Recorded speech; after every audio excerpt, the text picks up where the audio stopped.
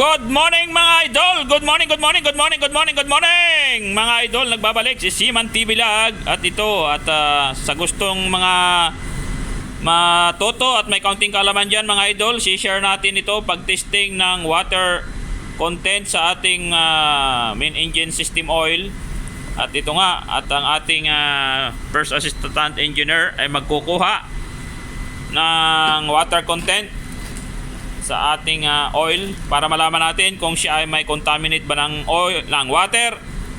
At yon, sa mga magsisiman dyan ng mga marine engineers at sa mga gustong matuto, ito panoorin po ninyo ang video na ito. Let's do and start na po tayo mga idol, mga idol, mga idol.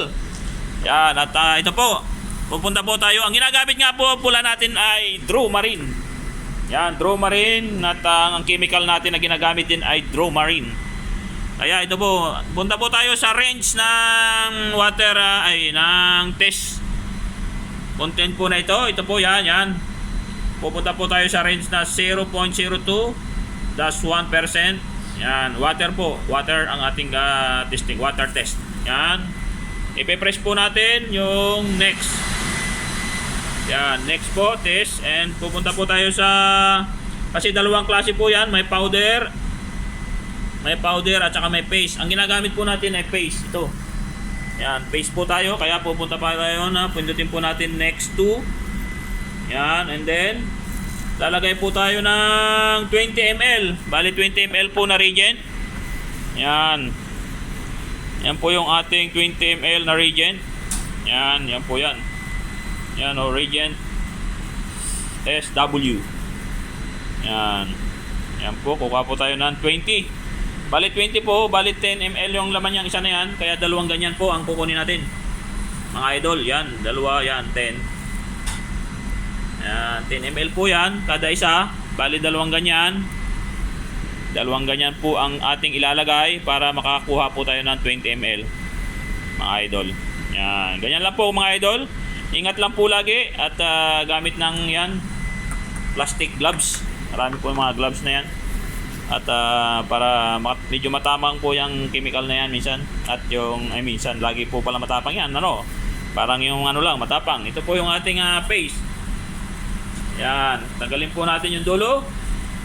Then pigayin lang po natin. Yan. Yung lahat po ng laman yan pipigayin po. Yan. Yan, piga-piga lang po. Parang nagpipiga lang po kayo ng sa inyong pinipiga. Alright, mga idol. Then, kukuha po tayo ng langis na 5 ml po mga idol. Yan, mga kasiman dyan. 5 ml na oil. Yan. Yan po ang ating oil. Tapos, ilalagay na din po natin dyan sa ating pang-testing. Yan po, nailagay na po natin mga idol. And lalagay po natin yung agitator na yan, yung ring. Ring po yan. Para po pag mag-shake, mamimix po ng gusto yung ating oil at saka reagent. Yan, i-close po natin yan. May o-ring po yan, yung ating test. And then, bibindin po natin yung start. Yan, start button po mga idol. Yan, start. Maghintay po tayo, yan. At nagre-reading na po siya. At habang nagre-reading na po, i-shake po natin yan. Mga 3 minutes po yan mga idol. Yan, shake mga idol. Yan, sineshake na po. At lalabas po at yun po ay may bar na magre-reading dyan. At yan po ay pag natapos na po ang ating yung process niya, pag shake. Yan, para nag-shake ka lang. Yan. Alright, mga idol.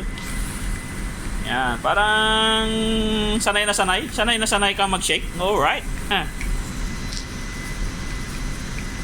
Ganyan lang, konting pati lang mga idol. Yan. Parang sanay na sanay. Okay. Hintayin po natin ng mga 3 minuto at magme-mix po yan doon sa loob yung ating nilagay na langis, reagent at yung paste. Dahil po mayroon tayong nilagay na ring agitator po mga idol. Yan po. Sana ay mayroon kayong idea yung mga magmamarine engineer dyan mga idol.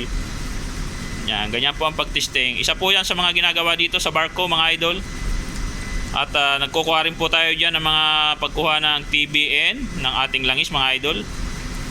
At kinukunan din po natin yan ng steel dust mga idol para malaman natin kung ang ating mga liner at piston ay okay pa ang kondisyon mga idol. Marami na pong lumalabas ngayon ng mga pag-testing ng mga bagay-bagay mga idol para malaman natin ang kondisyon ng ating mga machinery. Mga high-tech na po ngayon mga idol, high-tech na mga high-tech. Hindi po kapares dati, amoy-amoy lang. Katok-katok lang, kapakapa lang. Yan. Dito mga medyo high-tech na po ang mga machinery, ang mga ngayon, test machinery ngayon mga idol. Dahil po ang generation ngayon ay tumatakbo at nagiging high-tech na ang mga panahon. Yes, what's up mga idol? Kumusta tayo dyan? Ingat-ingat lagi tayo dyan mga idol. At konting bati-bati ano ba yan? Shake na lang mga idol at yan.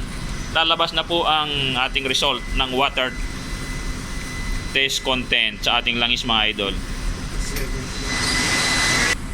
Yon mga idol, malapit na, konting-konti na lang ang hinihintay natin at lalabas na. Yon mga idol, lumabas na idol, ang resulta ay yan, 0.02% idol. Yan ang rates na lumalabas.